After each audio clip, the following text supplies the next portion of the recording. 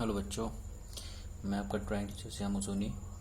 जैसा कि मैंने आपसे बोला था कि आपको सर्वप्रथम जो है भारतीय चित्रकला के इतिहास के बारे में पढ़ाऊंगा। और आज आपके सामने प्रथम अध्याय जो है वो कला का अर्थ है। कला क्या है इसके बारे में बताऊंगा मैं आपको। तो सर्वप्रथम जो है कला शब्द आज के समाज के विभिन्न वर्गों में पृथक अर्थों में प्रचलित है। अर्थात कला का उद्गम जो है मानव की सौंदर्य भावना का परिचायक है। कला शब्द का प्रयोग जो है सर्वप्रथम ललित कला के लिए किया जाता है। कला शब्द का प्रयोग जो है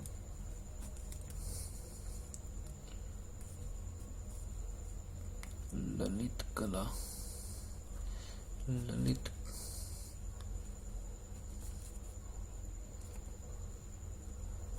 के लिए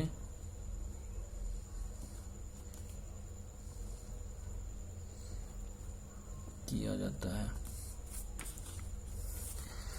कला का सर्वप्रथम प्रयोग जो है ऋग्वेद में हुआ है। ऋग्वेद में सर्वप्रथम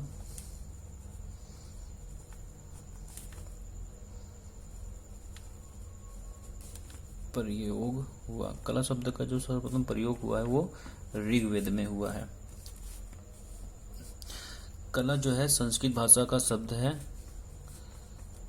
कला संस्कृत भाषा का शब्द है। संस्कृत भाषा का शब्द है। ये संस्कृत के कल धातु से बना हुआ है। कल धातु से, या कुछ विद्वान इसको कण धातु से भी मानते हैं। और इन दोनों का जो अर्थ है वो प्रसन्न करना है। प्रसन्न करना।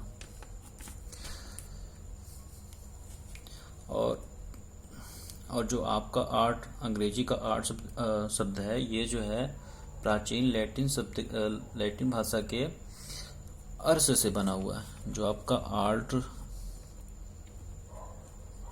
शब्द है ये अर्स से बना हुआ है। अर्स से बना हुआ है। इसका अर्थ होता है क्राफ्ट।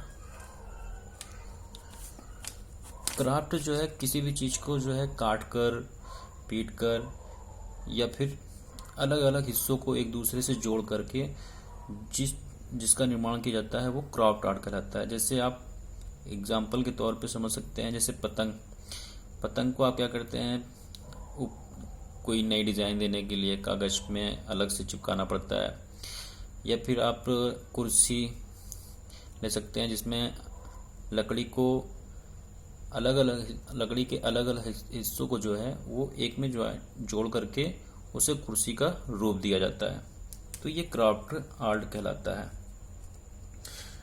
कला का कोई मूल अर्थ अभी तक सभी विद्वान एकमत नहीं है। कला के अर्थ के लिए जो है सभी विद्वान एकमत में नहीं है। इसमें जो है अनेक विद्वानों ने अपना अपना अलग अलग मत दिया हुआ है। लेकिन जो सभी विद्वान जिस अर्थ से कुछ हद तक इससे सहमत हैं, वो जो है कहा गया है इनके द्वारा कि कला जो है किसी भी कार्य को पूर्ण कुशलता के साथ करना ही कला कहलाता है। मतलब किसी भी चीज में थोड़ी सी भी अगर सौंदर्य की अनुभूति होती है, उसमें रस की निष्पत्ति होती है, तो वो कला है। जैसे हम किसी कार्य को अगर शुरू करते हैं तो जब तक वो पूर्ण ना हो जाए या फिर उसमें सौंदर्य की झलक न दिखाई दे, किसी रस की अनुभूति ना हो, तब तक वो कला नहीं है, जब तक उसका उसमें समावेश ना हो। जैसे हम अगर किसी शोक जगह के बारे में कोई शोक संदेश देना चाहते हैं तो वहां पे हम हास्य रस का प्रयोग नहीं करेंगे।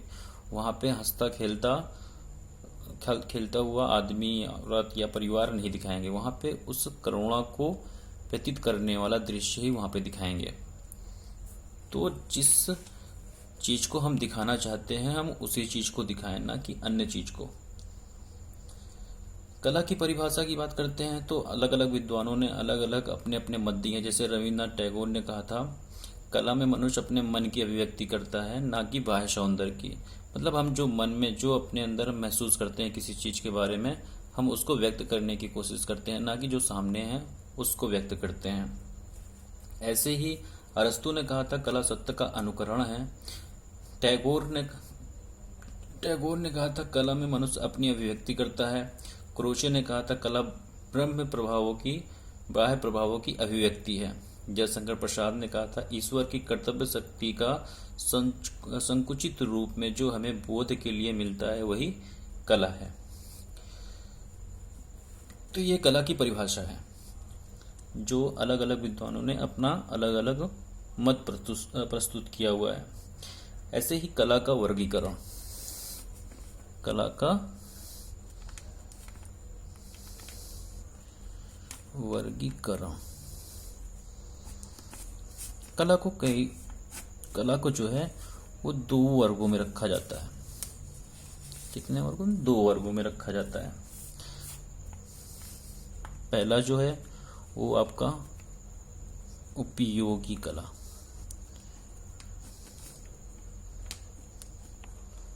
उपयोगी कला मतलब उपयोगी कला जो हमारे दैनिक जीवन में उपयोग होते हैं उसे हम उपयोगी कला कहते हैं। जैसे बर्तन हो गए,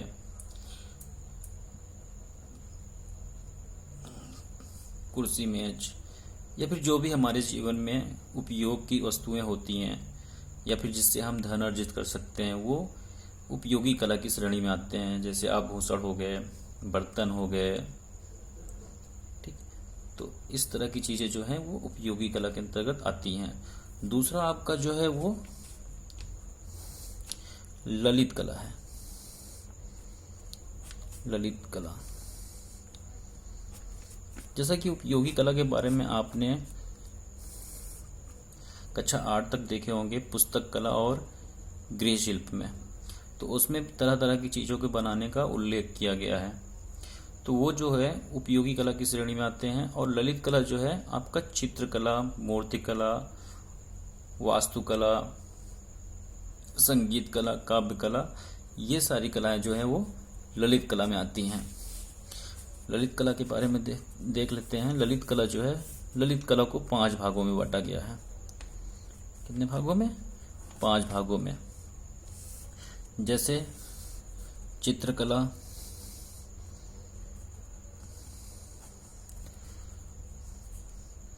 पहला चित्रकला, दूसरा मूर्तिकला, तीसरा जो है वास्तुकला,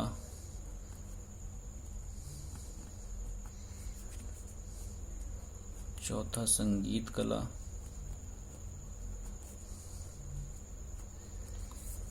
और 5वां जो है आपका है वो काव्य कला है।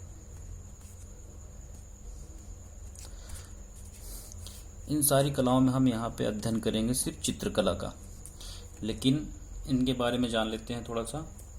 चित्रकला जो है वो रूपप्रद कला है। कैसी कला है? रूपप्रद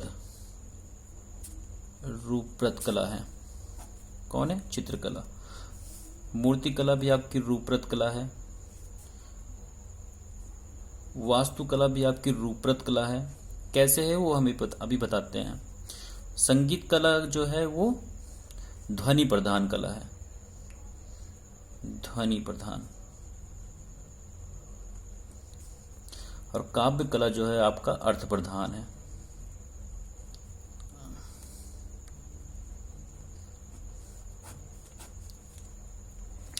चित्रकला रूपप्रद कला क्यों कहा जाता है इसे?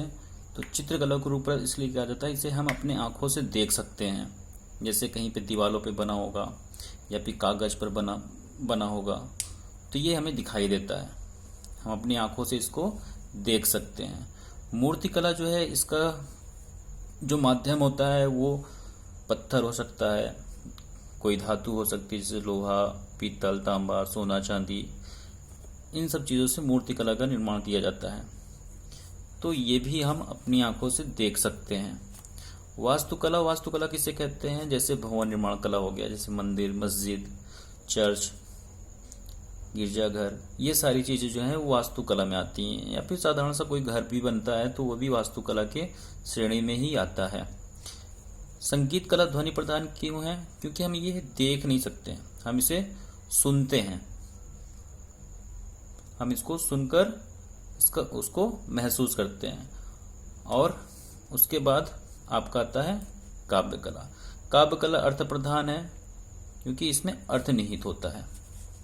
और इन सभी कलाओं में, इन पांचों कलाओं में जो सर्वश्रेष्ठ कला मानी जाती है वो काव्य कला को ही मानी जाती है। ठीक है, ये काव्य कला को इसको प्रधानता दी जाती है, सर्वप्रथम की प्रधानता दी जाती है कि ये इन सब कलाओं में सर्वश्रेष्ठ है। तो हम यहाँ पे चित्रकला के बारे में केवल पढ़ेंगे। चित्रकला क्या है?